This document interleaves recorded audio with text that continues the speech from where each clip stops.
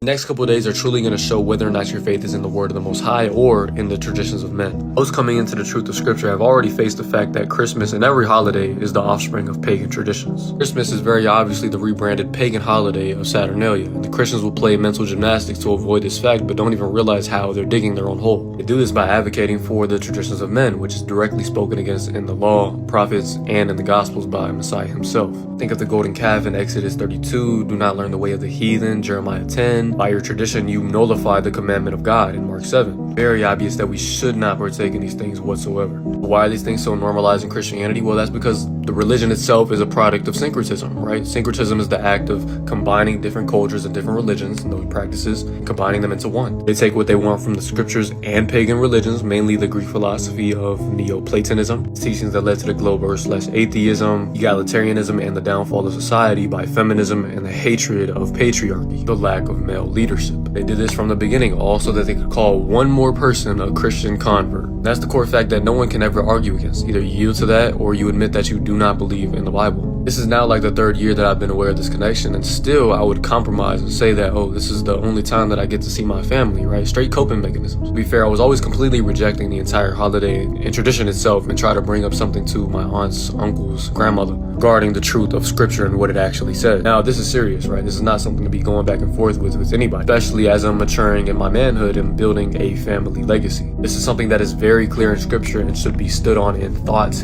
and in action.